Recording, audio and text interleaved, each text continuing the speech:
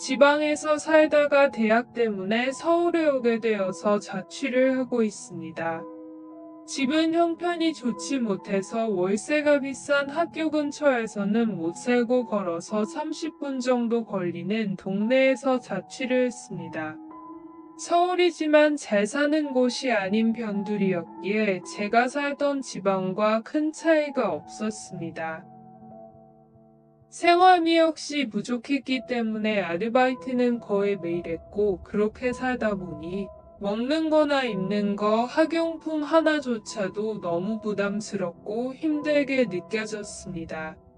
모든 생활비 역시도 제가 직접 벌어서 해야 됐기 때문에 더 힘들었던 것 같습니다.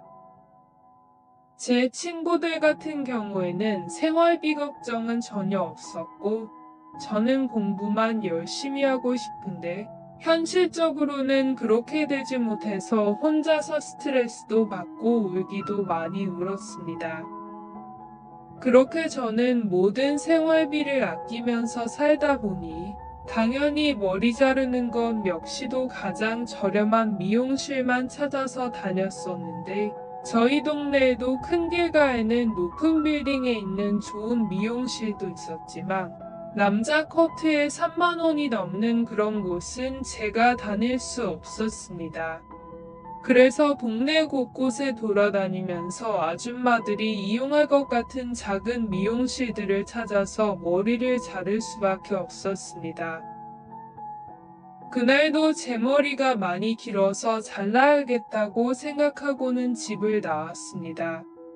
전 스타일에 신경 쓰지도 않고 머리를 자주 자르는 편 역시 아니어서 아주 지저분하게 길어졌을 때는 한 번씩 나가서 잘랐었습니다. 특히나 작년 여름은 낮에 너무 더웠기 때문에 해가 떨어질 시간인 저녁 시간에 집을 나왔습니다. 옷을 편하게 입고 나왔지만 너무 더웠습니다. 저희 동네에는 제가 항상 가는 미용실이 있는데 저렴한 가격에 비해서 실력이 좋으셔서 항상 이용하던 곳이었습니다. 하지만 그날은 주인 아주머니가 일찍 가게 문을 닫고 퇴근을 하셨더군요. 서울에 이사와서 몇몇 미용실을 돌아다니다가 어렵게 찾은 미용실인데 문을 일찍 닫는 바람에 저는 다른 미용실을 찾아야 했습니다. 덥기도 하고 어차피 걸어 나왔으니 오늘은 반드시 머리를 자르고 가겠다는 생각이라서 처음 보는 골목도 지나다니면서 미용실을 찾고 있었습니다. 하지만 점점 모든 미용실이 문을 닫는 시간이라서 이제는 그냥 아무 곳이나 문이 열려 있으면 들어가려고 했습니다. 그러다가 오래된 느낌의 미용실을 찾았고 겉으로 봐서는 좋은 느낌이 아니었지만 여기 아니면 못 자를 것 같아서 가게 안을 들어가 봤습니다. 문에서 유리창 전체적으로 각종 포스터들로 도배가 되어 있고 밖에서 보면 미용실 안이 전혀 보이지 않는 그런 곳이었습니다. 평소라면 절대로 들어가지 않았을 곳이지만 그날따라 날도 더웠고 다음에 머리 자르러 나오기도 귀찮아서 그냥 자르려고 들어갔습니다. 문을 열고 들어가자 주인 아주머니처럼 보이는 분이 소파에 앉아서 TV를 보고 있었습니다. 주인 아주머니는 30대 초반쯤 되어 보였는데 이런 곳에서 미용실을 운영하기에는 젊은 느낌이었습니다. 이제 곧 문 닫을 준비를 하고 있었던 건지 반바지에 편해 보이는 티셔츠 차림이었는데 저보고는 이제 문 닫으려고 하는데 왜 이렇게 늦게 왔냐고 하더군요. 그 말을 괜히 미안해져서 죄송하다고 하고 다음에 온다고 하고 나가려고 하는데 주인 아주머니는 농담이라고 하며 귀엽고 순진하다면서 제 팔을 잡고 의자에 앉혔습니다. 그리고 바로 머리를 자르기 시작했는데 저는 스포츠 스타일로 자르기 때문에 적당히 잘라달라고 하고는 눈을 감았는데 주인 아주머니가 말이 엄청 많았습니다. 본인 이름부터 나이와 자기소개를 하고 있었고 그 와중에 손님은 뭐하는 사람이냐고 물었습니다. 주인 아줌마는 39살이었고 근처의 대학교에 다닌다고 했더니 공부 잘하냐면서 깜짝 놀라더군요. 많은 대화를 나누면서 조금 친해졌다고 생각이 든 건지 가응 밖에 나온 제 허벅지를 보더니 운동 많이 했냐고 물어보더군요. 운동을 많이 좋아해서 평소에도 몸 관리를 잘하는 성격이라 몸이 꽤 괜찮았습니다. 갑자기 저한테 허벅지 한번 만져봐도 되냐고 하면서 제 허벅지에 손을 갖다 대는데 그 순간 놀랐지만 좋기도 해서 그냥 가만히 있었습니다.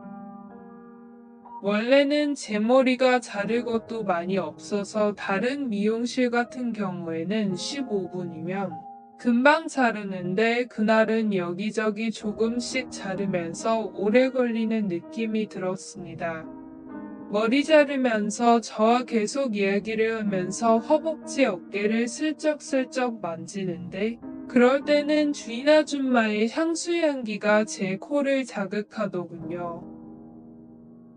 좁은 공간 밖에는 아무도 못 보는 그런 공간에 둘이 있다 보니 시간이 점점 지나가면 갈수록 이상하고 묘한 감정이 들었습니다. 인적도 드문 허름한 미용실이고 제 머리를 자르면 아줌마도 곧 퇴근할 거라서 가게의 불도 거의 다 꺼져 있는 상황이라서 분위기가 이상하기도 했습니다. 아줌마는 앞치마도 안 하고 있어서 고개를 숙이면 티셔츠 사이로 보일락말락한 게 저러주 애태우게 만들더군요. 일부러 보라고 그러는 거 같기도 한데 긴가민가 해서 고민하게 되더군요. 그렇게 의식이 많이 되다 보니 건강하고 혈기왕성한 저는 가은이로 티가 나기 시작했고 그런 모습을 주인 아줌마가 보더니 저보고 건강하다고 말하면서 웃더군요. 저는 너무 당황스럽고 부끄러워서 어쩔 줄 몰라 했지만 이미 벌어진 일이라서 수습도 잘 안 되더군요. 어찌어찌 머리는 다 잘랐고 아줌마는 샴푸하자면서 저를 데리고 갔습니다. 미용실 안쪽에는 샴푸 의자가 있었는데 아줌마는 아주 정성스러운 손길로 제 머리를 감겨주었고 머리만 아니라 목뒤까지 만져주는 바람에 저는 또 참기가 힘들어지려고 했습니다. 한참 그런 느낌으로 머리를 말리는 도중에 아줌마는 갑자기 제 위로 올라오더니 그 자세로 머리를 수건으로 말려주기 시작하더군요. 저는 그 순간 몸이 굳어서 아무것도 할 수가 없었습니다. 한참 동안 그렇게 머리를 말리던 아줌마는 장난 한번 해본 거라면서 저를 툭 치면서 웃는데 그 상황에서 저는 아무 말도 못하고 얼굴만 빨개져 있었습니다.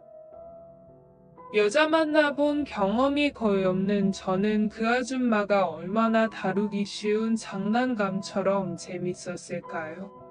아무튼 수건으로 제 머리를 말리고 있는데 아줌마가 갑자기 미용실 안에 그나마 있던 불도 다 꺼버리고는 제 손을 잡고 난 뒤에 소파로 갔습니다. 저는 생각할 틈도 없이 아줌마의 손에 끌려 소파에 쓰러졌습니다. 그날은 아줌마의 향수 향기가 뜨겁게 느껴질 정도로 아찔한 날이었습니다. 그땐 정신없이 아줌마가 시키는 대로 하다 보니 시간이 지나 날은 완전히 어두워져고 밤늦게까지 그 미용실에 잡혀 있었습니다.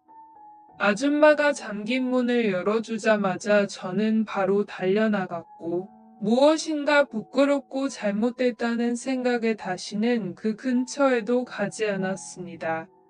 지금도 그곳을 찾으려면 찾을 수 있겠지만 더 가면 위험하다는 생각이 들어서 가는 것을 자제하고 있습니다.